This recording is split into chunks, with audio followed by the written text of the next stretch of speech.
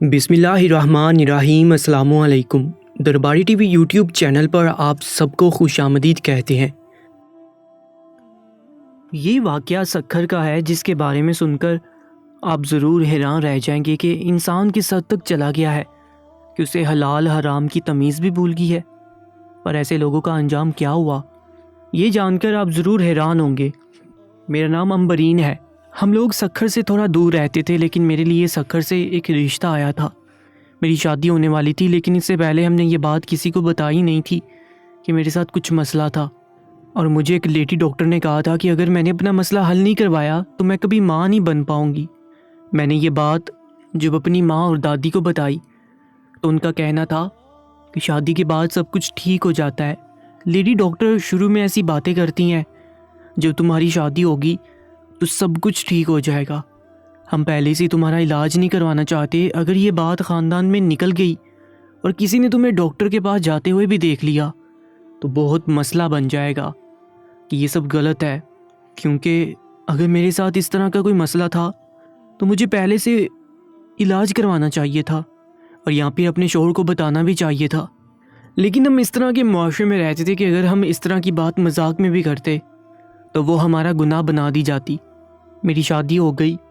میرا شوہر گھر میں سب سے چھوٹا تھا، اس کا ایک بڑا بھائی بھی تھا جس کی بیوی بہت زیادہ خوبصورت تھی، لیکن ان کی ابھی تک اولاد نہیں تھی۔ مجھے اس گھر میں 1 سے 2 ہفتے ہوئے تھے جب اچانک سے رات کو ہم نے لڑائی جھگڑے کی آواز سنی۔ میرے جیٹھ کا کمرہ میرے کمرے کے سامنے والا ہی تھا۔ وہ کافی دیر سے ایک دوسرے کے ساتھ کوئی بات کر رہے تھے۔ آج دوپہر میں میری جٹھانی کہیں گئی تھی، اور جب میں نے پوچھا تو اس نے کہا کہ میں تمہیں بعد میں بتا دوں گی۔ صاف ظاہر ہو رہا تھا کہ وہ بتانا نہیں چاہتی تھی۔ میں اس کے معاملے میں نہیں پڑی، پر جب وہ واپس آئی تھی تو بہت تھکی ہوئی لگ رہی تھی۔ جا کے اپنے کمرے میں سو گئی اور شام کو اٹھی تھی۔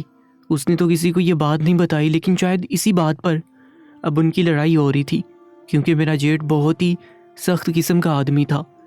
میرا اپنا شوہر بھی اس سے ڈرتا تھا۔ وہ لوگ پہلے آہستہ آہستہ بول رہے تھے، پھر میرے جیٹ نے چلانا شروع کر دیا، وہ بھی اتنی زور سے کہ میں خود ڈر گئی۔ میرا شوہر بھی جاگ گیا۔ اب ہم دونوں جاگ رہے تھے اور ان کی باتیں سن رہے تھے۔ میرے شوہر کا کہنا تھا کہ ہمیں ان کے معاملے میں بولنا نہیں چاہیے۔ تھوڑی دیر کے بعد میرے جیٹھ نے اتنی بری طرح چلانا شروع کر دیا کہ میری ساس باہر نکل آئی اور میری نند بھی۔ جب وہ لوگ وہاں پر آ گئے تو ہمیں بھی باہر جانا پڑا۔ میرا جیٹھ کہہ رہا تھا کہ تجھے شرم نہیں آئی یہ کام کرتے ہوئے؟ تیری جرت کیسے ہوئی؟ تو نے بنا پوچھے یہ سب کیوں کروایا؟ میری جٹھانی کا کہنا تھا کہ 5 سال ہو گئے ہیں ہماری شادی کو، آپ کی ماں پورا دن مجھے تانے دیتی ہے، یہاں تک بھی کہتی ہے کہ دوسری بہو لائے گی تو دیکھ لینا 1 سال میں بچہ ہو جائے گا، اور تو 5 سال میں بھی بچہ نہیں دے پائی۔ اب میں تیرے شوہر کی شادی کرواؤں گی، جو مجھے ٹھیک لگا میں نے وہی کیا۔ میرے جیٹھ نے کہا کہ اگر تیرے ساتھ یہ سارے مسئلے ہیں تو اس کا مطلب یہ ہے کہ حرام چیز اپنے جسم میں ڈلوا کے آ گئی۔ یہ بات سن کر سب حیران رہ گئے۔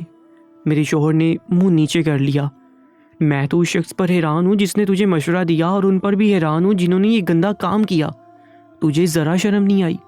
کیا تجھے اس بات کا اندازہ نہیں ہے کہ اب تو پلید ہو چکی ہے، اب تو پاک نہیں رہی ہے، تیرا میرے ساتھ کوئی تعلق نہیں ہوگا، میں خود ہی تجھے چھوڑ دوں گا۔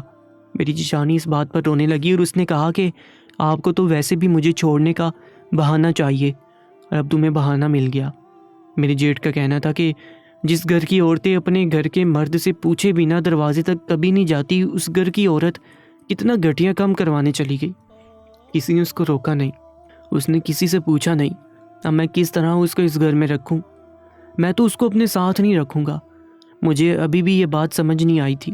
میرا شوہر میرے جیٹھ کو گھر سے باہر لے گیا، کیونکہ وہ اتنا غصے میں تھا کہ اگر اس کو وہاں سے نہ لے کے جاتے تو وہ شاید میری جٹھانی کو طلاق دے دیتا۔ اس لیے میں نے اپنے شوہر کو کہا کہ آپ بھائی کو باہر لے جائیں، ان کو بہت زیادہ غصہ آ رہا ہے۔ اب ہم عورتیں اپنی جٹھانی کے پاس بیٹھی، پوچھا کہ تم کیا کر رہی ہو؟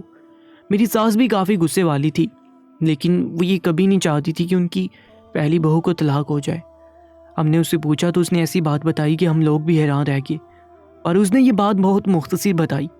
میرے جیٹھ کا غصہ بھی جائز تھا، لیکن اتنی بڑی بات بھی نہیں تھی کہ طلاق تک بات پہنچ جاتی۔ ہم نے اسے سمجھایا کہ تمہیں بتانے کی ضرورت ہی کیا تھی، لیکن اس کا کہنا تھا کہ اس کو خود ہی پتہ چل گیا، میں نے نہیں بتایا۔ میری جٹھانی کا کہنا تھا کہ مجھ پر بے وفائی کا الزام لگا رہا ہے۔ بھلا یہ کوئی بے وفائی ہے؟ میں نے کوئی بے وفائی نہیں کی اس کے ساتھ۔ وہاں پر تو صرف عورتیں تھیں، کوئی مرد نہیں تھا وہاں پر۔ مجھے کسی مرد نے نہیں دیکھا، کسی غیر مرد نے ہاتھ نہیں لگایا۔ میری ساس کا کہنا تھا کہ تم نے بھی غلطی کی ہے، اور اگر یہ سب کچھ کرنا ہی تھا تو اپنے شوہر کو بتانا نہیں تھا، کسی نہ کسی کو اعتماد میں لے لیتی، مجھے بھی ساتھ لے جاتی۔ اب ہم اسے سمجھا لیں گے تو اس کے سامنے کچھ نہ بولنا۔ جب مرد کو غصہ آتا ہے تو عورت کو خاموش ہو جانا چاہیے۔ عورت غصے میں زیادہ سے زیادہ گھر کی کوئی چیز توڑ سکتی ہے، لیکن مرد تو رشتہ توڑ دیتا ہے۔ اسی لیے تم چپ چاپ بیٹھی رہنا، ہم خود ہی سنبھال لیں گے۔ میری ساس نے میری نند کو اپنے کمرے میں بھیج دیا۔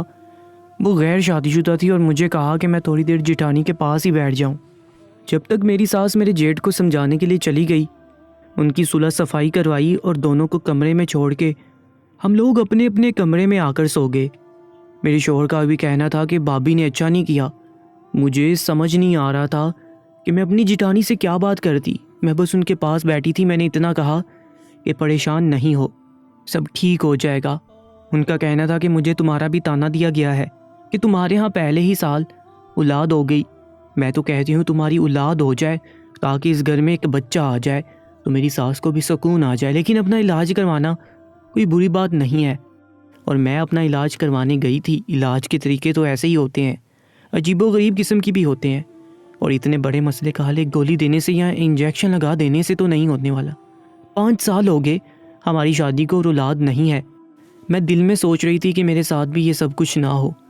میرے ساس نے بڑے غرور سے کہا ہے کہ میں 1 سال میں بچہ پیدا کروں گی، اور جہاں غرور کر دیا جاتا ہے وہاں تو سب کچھ ویسے ہی الٹ ہو جاتا ہے۔ لیکن یہ غرور میرا نہیں تھا، مجھے اس کی سزا نہیں ملنی چاہیے تھی، پر یہی ہو رہا تھا۔ شادی کے مہینے پر مہینہ گزرتا جا رہا تھا اور میرے ہاں ابھی تک کوئی خوشخبری نہیں تھی۔ میرے خاندان میں جتنی بھی لڑکیوں کی شادیاں ہوئی تھیں، شادی کی پہلی سالگرہ سے پہلے ان کی گود میں 1 یا 2 مہینے کا بیٹا یا بیٹی تھی۔ شادی کے پہلے سال میں ہی وہ ماں بن جاتی تھی، اور میری عمر اتنی زیادہ نہیں تھی۔ میں دکھنے میں بھی دبلی پتلی تھی، اپنی جٹھانی جیسی خوبصورت نہیں تھی۔ میری جٹھانی کا رشتہ آہستہ آہستہ ٹھیک ہونا شروع ہو گیا۔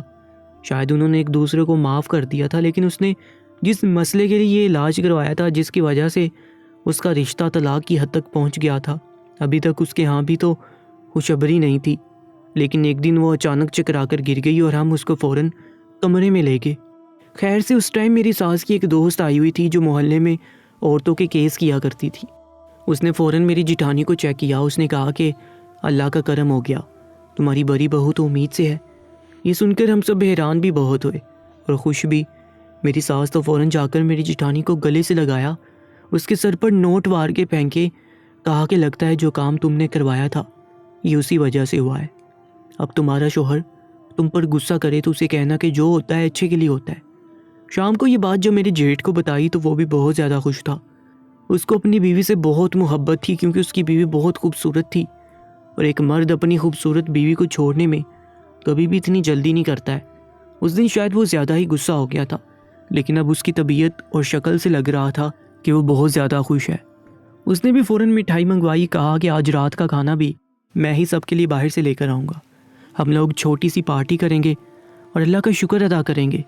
وہ لوگ خوش تھے اور ہم سب بھی خوش تھے، لیکن میری شادی کو 7 مہینے ہو گئے تھے اور ابھی تک میرے ہاں کوئی اچھی خبر نہیں تھی۔ اگلے دن اس نے کہا کہ جٹھانی کو ڈاکٹر کے پاس لے کے جانا ہے، پتہ چلے کہ کون سا مہینہ چل رہا ہے، اس کی طبیعت کیسی ہے، کون سی احتیاط کرنی ہے۔ تم بھی ساتھ چلو، تم بھی اپنا چیک اپ کروا لینا، تمہاری شادی کو بھی تو تقریباً 1 سال ہونے والا ہے۔ میں جا سکتی تھی، میں نے کہا کہ ٹھیک ہے میں بھی ساتھ چلتی ہوں۔ میں نے اپنے شوہر سے کہا کہ میں بھی جا رہی ہوں، اس کو اولاد کی جلدی تھی لیکن وہ ظاہر نہیں کرتا تھا۔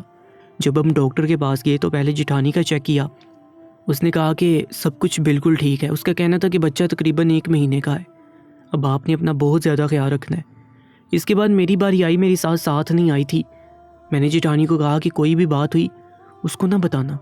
اس نے کہا کہ میں 5 سال سے اس خاندان کو بھگت رہی ہوں، تم فکر مت کرو، میں ایسی کوئی بات نہیں کروں گی۔ مجھے ڈاکٹر نے چیک کیا اور اس کے بعد ڈاکٹر نے اچھی خبر نہیں سنائی۔ اس نے کہا کہ آپ کا ایک مسئلہ ہے، یہ وہ مسئلہ ہے جو آج کل اکثر لڑکیوں کے ہے، اور اس کی وجہ سے ان کے ہاں 8-10 سال تک اولاد نہیں ہوتی۔ پہلے اس مسئلے کا حل کروانا ہوگا، علاج کروانا ہوگا، جو کہ آسان نہیں ہے۔ اس کے بعد اولاد کے بارے میں سوچیں گے۔ جب تک آپ کے اندر یہ مسئلہ چل رہا ہے تب تک آپ کی اولاد نہیں ہونے والی۔ اس کا کہنا تھا کہ میرے بچے دانی میں پانی کی تھیلی بن گئی ہے جو کہ ٹھیک نہیں ہوگی، تو میری اولاد بالکل بھی نہیں ہوگی۔ میری جیجانی نے کہا کہ مجھے بھی یہی مسئلہ بتایا گیا تھا، 5 سال تک میں نے علاج بھی کروایا لیکن کچھ نہ ہوا۔ پھر جب میں نے وہ والا علاج کروایا تو دیکھو اب تمہارے سامنے میں 4-5 مہینے بعد ہی ماں بن گئی ہوں۔ میں نے اپنی جیٹھانی سے پہلے پوچھا نہیں تھا تفصیل سے، تو بالکل بھی نہیں پوچھا تھا۔ میری ساس نے بات کی تھی، میں اور میری نند تو باہر کھڑے تھے، میں خود بھی ذرا اس وقت اس سے دور دور رہتی تھی کیونکہ میری نئی نئی شادی ہوئی تھی، لیکن اب میں اس سے کافی دوستی ہو گئی تھی۔ اس نے بتایا کہ یہاں پر ایک جگہ ہے جہاں پر عورتوں کی بچہ دانی میں شراب ڈالی جاتی ہے۔ میں یہ سن کر حیران رہ گئی۔ میں نے کہا کہ شراب؟ تبھی اس کا شوہر کہہ رہا تھا کہ تم نے اپنے جسم میں حرام چیز ڈالی ہے، اور میں نہ جانے کیا سمجھ رہی تھی کیونکہ وہ اسے بار بار بے وفا بھی کہہ رہا تھا، اس لیے بات کچھ عجیب سی ہو گئی۔ تو اس کا کہنا تھا کہ میں بھی یہ سب نہیں کرنا چاہتی تھی لیکن میں نے مجبوری میں یہ سب کچھ کیا، اور نتیجہ تمہارے سامنے ہے۔ میں نے اپنے شوہر کو یہ بتایا نہیں تھا، اسی لیے وہ غصہ ہو گیا۔ اگر تم چاہتی ہو کہ تمہارا مسئلہ بھی حل ہو جائے تو پھر تمہیں بھی یہی کرنا چاہیے۔ میں نے کہا کہ میں اپنے شوہر کو بتائے بغیر ایسا کچھ نہیں کروں گی، وہ بھی تو آپ کے شوہر کا ہی بھائی ہے۔ جیسے اس دن آپ کا شوہر آپ پر چلا رہا تھا، آپ کو برا بھلا کہہ رہا تھا اور آپ کو طلاق دینے تک پہنچ گیا تھا، میں ایسا نہیں کر سکتی، میرے میں اتنی ہمت ہی نہیں ہے۔ اس نے کہا کہ میں نے تو تمہیں بتا دیا کہ کیا ہوتا ہے اور کس طرح ہوتا ہے، سب تمہارے سامنے ہے۔ اگر اس کے بعد بھی تم یہ سب نہیں کرنا چاہتی تو اس میں تمہاری اپنی مرضی ہے، لیکن اللہ کا شکر ہے کہ میرے ہاں تو خوشخبری آ گئی ہے۔ میں نے اپنی جیٹھانی کو کہا تھا کہ وہ یہ بات میری ساس کو نہ بتائے، کہ ڈاکٹر نے جو بھی کہا ہے اس کے بارے میں کوئی بھی ذکر نہ کرے، لیکن نہ جانے اب اسے اپنے اوپر کیا غرور آ گیا تھا، یا وہ بھی اسی بات کا غصہ کر کے بیٹھی تھی کہ میری ساس نے اسے تانا دیا تھا، اور وہ کون سی میری بہن تھی، اس کے ساتھ تو میرا نفرت کا ہی رشتہ تھا، اسی لیے اس نے میری ساس کو سارا کچھ بتا دیا کہ ڈاکٹر نے کہا ہے کہ میں کبھی ماں نہیں بن سکتی جب تک میں اپنا علاج نہیں کرواؤں گی۔ میری ساس سر پکڑ کر بیٹھ گئی تھی، مجھے تو کسی کی بد دعا لگ گئی۔ میری تو پہلی بہو آئی تو وہ بھی ایسی تھی، اس پر اللہ کا کرم ہوا۔ اب یہ نئی بات نکل آئی ہے، اب یہ 4-5 سال کہیں نہیں گئے، کیا اس کی بھی اس کے بعد اولاد ہوگی؟ میں تو اپنے دونوں بچوں کی اولاد دیکھنا چاہتی ہوں۔ مجھے اس بات سے بڑا دکھ ہوا۔ میں نے اپنے شوہر کو بھی بتا دیا کیونکہ ویسے بھی گھر میں سب کو پتہ چل گیا تھا۔ اس نے بھی غصہ کیا اور مجھ سے جھگڑا کر کے چلا گیا۔ اس نے کہا کہ اگر تمہیں پہلے سے پتہ تھا تمہیں اپنا علاج کروانا چاہیے تھا، ابھی تک تمہارا علاج ہو جاتا۔ میں یہ نہیں کہتا کہ اس میں تمہاری غلطی ہے، لیکن اگر پہلے سے انسان کو پتہ ہو تو اسے کچھ نہ کچھ تو کرنا ہی چاہیے۔ تمہیں تو مجھے پہلے بتا دینا چاہیے تھا۔ ٹھیک ہے تمہارے ماں باپ نے تم پر دباؤ ڈالا ہوگا، لیکن شادی کے بعد تو بتا سکتی تھی نا۔ اب میری ماں کی باتیں بھی سننا، میں کچھ نہیں کہہ سکتا، اپنی ماں کے منہ پر ہاتھ تو نہیں رکھ سکتا۔ بابی نے بھی بہت باتیں سنی ہیں۔ میں نے کہا کہ لیکن بابی نے جو علاج ابھی کروایا تھا، اگر میں بھی ابھی میں نے اتنا ہی کہا تھا کہ میرے شوہر نے کہا کہ سوچنا بھی نہ اس بارے میں، تم نے بھائی کو نہیں دیکھا تھا، پتہ نہیں کیسے اس نے یہ بات برداشت کی تھی، پتہ نہیں وہ بھی یہ کہاں سے کروا کے آ رہی ہے اپنے ساتھ، ہمیں کیا پتا وہاں پہ کیا ہوتا رہا ہے۔ 5 سال تک اس کا بچہ نہیں ہوا، بھائی اس کا علاج کرواتا تھا، جگہ جگہ لے کے جاتا تھا، کوئی پیر فقیر کوئی ڈاکٹر نہیں چھوڑا، اور وہاں پر یہ اکیلی چلی گئی اور عجیب و غریب قسم کے کام کروا کے آ گئی، اور اب اس کا بچہ ہونے والا ہے۔ تمہیں نہیں پتا، خاندان والے بھی باتیں کر رہے ہیں اور امی کو بھی ابھی تک یقین نہیں ہے، بچہ اس دنیا میں آئے گا تو پتہ چلے گا۔ اس بات پر میں حیران رہ گئی کہ وہ ابھی بھی اس پر شک کر رہے ہیں۔ میرے شوہر نے کہا کہ میں نہیں چاہتا کہ تمہارے ساتھ اس طرح کا کچھ ہو اور پھر تمہارے اوپر بھی لوگ شک کریں، اس لیے زیادہ پریشان ہونے کی ضرورت نہیں ہے۔ اب جو ہونا تھا سو ہو گیا، تمہیں اس کو اپنا رازدار نہیں بنانا چاہیے تھا۔ امی کی باتیں ایک کان سے سن کر دوسرے کان سے نکال دو۔ کل میرے ساتھ اسی ڈاکٹر کے پاس چلو، ہم علاج شروع کروائیں گے، سب کچھ ٹھیک ہو جائے گا۔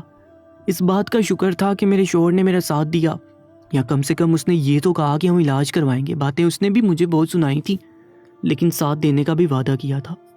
یہ سب کو نہ جانے کیا ہو گیا تھا، وہ ہر ٹائم میری جٹانی کے آگے پیچھے پھرتی رہتی تھی، اس کو گھر کا کوئی کام نہیں تھا، یہ ساس کو نہ جانے کیا ہو گیا تھا، وہ ہر ٹائم میری جٹھانی کے آگے پیچھے پھرتی رہتی تھی، اس کو گھر کا کوئی کام نہ کرنے دیتی تھی، مجھے کہتی تھی کہ تم ہی گھر کے سارے کام کیا کرو۔ ایسے بھی 4-5 سال تک تمہارے ساتھ یہی حالات ہونے والے ہیں جو شبانہ کے ساتھ ہوئے تھے۔ اس نے تو اپنا مشکل وقت گزار لیا، میری بہت باتیں سنی، آگے سے کبھی کوئی جواب نہیں دیا۔ اب مجھے افسوس ہوتا ہے، لیکن جب تمہارا یہ وقت چل رہا ہے تم گھر کے کام کرو۔ کہتے ہیں عورت کے ہاتھ پاؤں چلتے رہیں تو وہ ٹھیک رہتی ہے، یہ سب کچھ صرف بہانہ تھا۔ میری جٹھانی اس بات پر بھی خوش تھی، پورا دن ملکہ کی طرح بستر پر بیٹھی رہتی تھی اور میں گھر کے کام کرتی رہتی تھی۔ محلے سے کوئی عورت آتی تو اس کو بھی میری ساس سب سے پہلے یہ بات بتاتی کہ میری چھوٹی بہو بچے پیدا نہیں کر سکتی، یہ تو بانجھ ہے، جبکہ ڈاکٹر کا کہنا تھا کہ ایسا کچھ نہیں ہے، اگر میں علاج ہو جاتا تو میں ٹھیک ہو جاتی۔ رشتہ داروں کو یہ بھی کہتی کہ لاکھوں روپے کا علاج کروا رہے ہیں، پہلی بہو کا بھی کروایا تھا جبکہ ایسا کچھ نہیں تھا، لیکن اب وہ اس معاملے میں بھی نہیں بولتی تھی۔ وہ اپنے اچھے ٹائم کو انجوائے کر رہی تھی اور میرا برا ٹائم شروع ہو گیا تھا۔ میری ساس مجھ سے سارے گھر کے کام کرواتی تھی، مجھے تانے دیتی تھی، محلے اور رشتہ داروں کے سامنے مجھے بانجھ مشہور کر چکی تھی۔ اس کے علاوہ میرے شوہر کے کان بھرتی تھی۔ ایک دن تو میں نے ان کو یہ کہتے ہوئے بھی سن لیا کہ اس کو خرچہ دینے کی ضرورت نہیں ہے، اس نے کون سا تمہیں اولاد پیدا کر کے دی ہے، جو گھر میں بنتا ہے وہ یہ کھا لیتی ہے، بجلی کے بل کرایہ تو اس نے دینے نہیں ہے، الگ سے پیسے دینے کی بھلا کیا ضرورت ہے، جب اولاد پیدا کرے گی تب دے دینا اس کو پیسے۔ میرے شوہر نے میرا خرچہ بند کر دیا، میری تو اب اس گھر میں کوئی عزت ہی نہیں تھی۔ میری جٹھانی میرے سامنے میری بن جاتی تھی اور میری ساس کے سامنے ان کی ہاں میں ہاں ملانا شروع کر دیتی تھی۔ وہ بھی عجیب عورت تھی، اس کے ساتھ یہ سب کچھ ہوا تھا، پھر بھی وہ میرے ساتھ یہ سب کچھ ہوتا دیکھ کر خوش ہو رہی تھی۔ وہ ماں بننے والی تھی، اسے اس طرح کی حرکتیں نہیں کرنی چاہیے تھی۔ وقت گزرنے لگا اور میری جٹھانی کے ہاں بیٹی پیدا ہوئی۔ وہ اس بات پر بھی بہت خوش تھی کیونکہ 5 سال کے بعد اسے اولاد ملی تھی۔ میری ساس بھی خوش تھی اور انہوں نے چپکے سے اس کا DNA ٹیسٹ بھی کروا لیا۔ یہ بات میری جٹھانی کو پتہ نہیں تھی، لیکن یہ بیٹی ان کی ہی بیٹی تھی، اس لیے ان کو اپنا شک دور کر کے بہت زیادہ خوشی محسوس ہوئی۔ اور ابھی گھر میں سب نے اس بچی کے ناز نخرے اٹھانا شروع کر دیے۔ مجھے بچی سے تو کوئی مسئلہ نہیں تھا، لیکن میری حالت تو وہیں کی وہیں کھڑی تھی۔ میری جٹھانی کا کہنا تھا کہ 5-6 مہینے بعد میں پھر سے اولاد پیدا کروں گی، کیونکہ میں نہیں چاہتی کہ کہیں دوبارہ میرے ساتھ کوئی مسئلہ بن جائے۔ ابھی بھی میں کہتی ہوں وہیں چلی جاؤ، سارا کچھ ٹھیک ہو جائے گا، پر میرے شوہر نے مجھے منع کیا تھا، اور جس کام سے شوہر نے منع کیا میں وہ نہیں کرنا چاہتی تھی۔ اس کی بات الگ تھی، اس کا شوہر تو اسے محبت کی شادی کر کے لایا تھا، اور اس کو تو میرے شوہر نے سمجھا لیا تھا۔ اگر میرا شوہر اس طرح سے غصہ ہو جاتا تو اس کو کون سمجھاتا؟ کوئی بھی سمجھانے والا نہیں تھا، کیونکہ میرے جیٹھ میں اتنی عقل نہیں تھی۔ میں اپنے رشتے کو کیوں خطرے میں ڈال دیتی، اپنے شوہر کو کیوں موقع دیتی کہ وہ مجھے کوئی بات کر سکتا؟ اس لیے میں اس معاملے پر خاموش تھی، اور دن اسی طرح گزرتے جا رہے تھے۔ 1 مہینہ کیسے گزر گیا پتہ بھی نہیں چلتا تھا۔ پھر ایک دن کچھ ایسا ہوا کہ میں واقعی بہت کچھ سوچنے پر مجبور ہو گئی۔ میرا شوہر اور ساس گھر میں نہیں تھے، میری جٹھانی اپنی بیٹی کو لے کر بیٹھی تھی۔ میں نے کہا کہ وہ لوگ کہاں گئے ہیں؟ تو اس نے کہا کہ مجھے نہیں معلوم، اور صبح دونوں ہی جا رہے تھے۔ میں نے پوچھا تو مجھے بھی نہیں بتایا۔ اب ویسے مجھے اس کی کسی بھی بات پر بھروسہ نہیں تھا، یہ جو بھی بولتی تھی وہ جھوٹ ہی ہوتا تھا۔ میرے سامنے تو یہ چاپلوسی میں لگ جاتی تھی، اصل میں اس کی کوئی اور بات ہوتی تھی۔ وہ لوگ کہاں گئے تھے یہ پتہ لگانے کے لیے مجھے اس سے پوچھنے کی کیا ضرورت تھی؟ میں نے اپنے شوہر کو کال کی، کیونکہ آج چھٹی کا دن تھا اور وہ یہ دن میرے ساتھ ہی گزارتا تھا، لیکن وہ فون نہیں اٹھا رہا تھا۔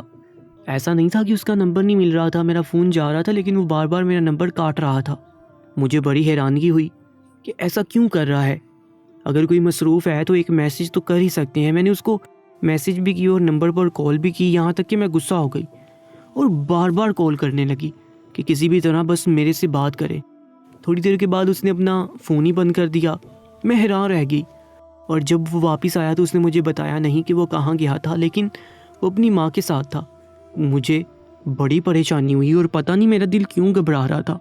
پھر میں نے رات کو اپنی ساس کو بات کرتے ہوئے سنا، انہوں نے کہا کہ شبانہ امیر باپ کی بیٹی تھی، اتنا کچھ لے کر آئی تھی، اور شکل و صورت کی بھی ایسی حسین کہ اسے کوئی نظر انداز نہیں کر سکتا، مگر تمہاری بیوی تو اپنے ساتھ 2-2.5 لاکھ کے سامان کے علاوہ اور کچھ بھی لے کر نہیں آئی، اور شکل میں بھی اتنی اچھی نہیں ہے۔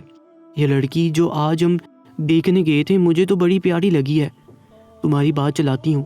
میرے قدموں تلے سے زمین نکل گئی، یہ سوچ کر کہ میری ساس میرے شوہر کی دوسری شادی کروا رہی تھی اور اسے بھڑکاتی رہتی تھی کہ وہ مجھے چھوڑ دے اور دوسری شادی کر لے، اور یہ دونوں آج چپ کے لڑکی دیکھنے بھی گئے تھے۔ میں نے یہ بات کسی کو بھی نہیں بتائی تھی، لیکن اپنی جٹھانی کو بتا دی کیونکہ مجھے اس سے پتہ چاہیے تھا۔ میں نے کہا کہ مجھے بھی اس جگہ جانا ہے۔ اس نے جب یہ بات سنی، میں نے اسے کہا کہ تمہیں تمہاری بیٹی کی قسم ہے اب کسی کو یہ مت بتا دینا کہ میں وہاں گئی تھی۔ اس نے کہا کہ نہیں بتاؤں گی، تم نے مجھے میری اولاد کی قسم دی ہے۔ اس نے مجھے پتہ بتا دیا اور اگلے دن میں امی کے گھر جانے کا بہانہ کر کے اس طرف چلی گئی۔ وہاں گئی تو حیران ہوئی، کافی عجیب سی جگہ تھی، ایسا لگتا تھا کہ کسی پیر صاحب کا آستانہ ہے، لیکن وہاں کوئی پیر نہیں تھا۔ اندر گئی تو ایک موٹی عورت بیٹھی تھی، جیسے ہاسپٹل میں دائی بیٹھی ہوتی ہے۔ میں نے اسے بتایا، اس نے کہا کہ شادی کو کتنا عرصہ ہوا ہے، سب کچھ پوچھ کے ایک پرچی پر لکھ لی اور اس کے بعد وہ پرچی اندر بھیج دی۔ اس نے مجھے کہا کہ تھوڑی دیر میں آپ کو بلا لیں گے، آپ اکیلی آئی ہیں، گھر والوں سے پوچھ کر آئی ہیں؟ میں نے کہا کہ نہیں، آپ کو پتہ ہے ایسی باتوں کے لیے گھر والے نہیں مانتے، میں پوچھے بغیر ہی آئی ہوں۔ انہوں نے کہا کہ ٹھیک ہے، یہاں زیادہ تر لوگ اسی طرح آتے ہیں۔ میں نے اپنی جٹھانی کا بتایا تو انہوں نے کہا کہ وہ عورت بھی ہمیں یاد ہے۔ انہوں نے کہا کہ اس کام کے پیسے لگتے ہیں، میرے پاس پیسے نہیں تھے۔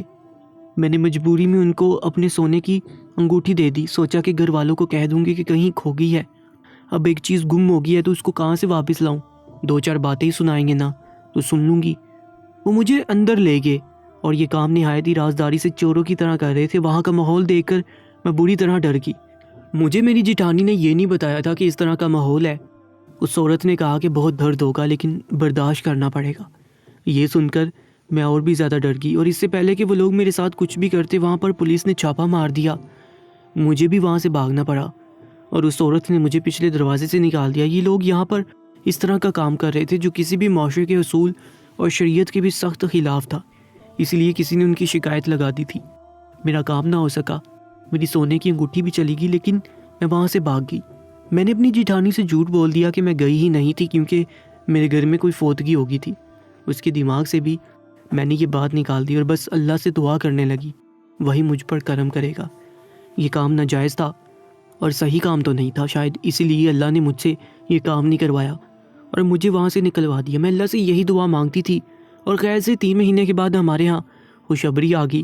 میری ساس کا رویہ اچانک سے بدل گیا۔ جس لڑکی سے انہوں نے رشتہ کرنا تھا، اس سے شوہر نے یہ سن کر انکار کر دیا کہ میرے ایک نہیں 3 بچے پیدا ہو رہے ہیں۔ اس بات پر بھی حیران تھی، اور جب لوگوں کو یہ پتہ چلا کہ ان تینوں میں سے 2 بیٹے ہیں تو وہ اور بھی زیادہ خوش ہو گئے۔ اب اس گھر میں میری عزت تھی اور آج میں 3 بچوں کی ماں ہوں، میرے بچے بھی خیریت سے ہیں اور میں بھی ٹھیک ہوں۔ میرے شوہر کا رویہ بھی میرے ساتھ ٹھیک ہے، لیکن اس بات پر بہت افسوس ہوتا ہے کہ جب تک عورت معاشرے کے معیار پر پورا نہیں اترتی، اس کی کوئی عزت نہیں کرتا، اور وہ معیار یہ ہے کہ وقت سے شادی کر لی جائے، اور جس ٹائم پہ ساری عورتیں بچہ پیدا کرتی ہیں اسی ٹائم پہ اس کے بچے پیدا ہو جائیں اور پھر اس کے ہاں بیٹا ہی پیدا ہو۔ میں ان باتوں کے سخت خلاف ہوں اور ان باتوں سے میرا دل جلتا ہے، لیکن میں اپنی انفرادی حیثیت میں تو کچھ بھی نہیں کر سکتی۔ اللہ کا شکر ادا کرتی ہوں کہ جو اس معاشرے کو چاہیے تھا وہ اس معاشرے کو مل گیا اور مجھے بھی اولاد مل گئی۔ اب کوئی میرے خلاف کوئی بات نہیں کرتا۔ اس کے بعد پھر سے میری جٹھانی کا مسئلہ بن گیا، اب اس کے ہاں پھر سے اولاد نہیں ہو رہی ہے۔ میں تو اس کے لیے بھی دعا کرتی ہوں۔ اس نے میرا بہت دل جلایا تھا، اپنے اوپر بہت غرور کیا تھا، اور غرور کی سزا بھی ضرور ملتی ہے۔ دوستو، ایسی ہی سچی کہانیوں کے لیے اس چینل کو سبسکرائب کر لیجئے گا۔ اپنا بہت زیادہ خیال رکھا کریں۔ اللہ نگہبان۔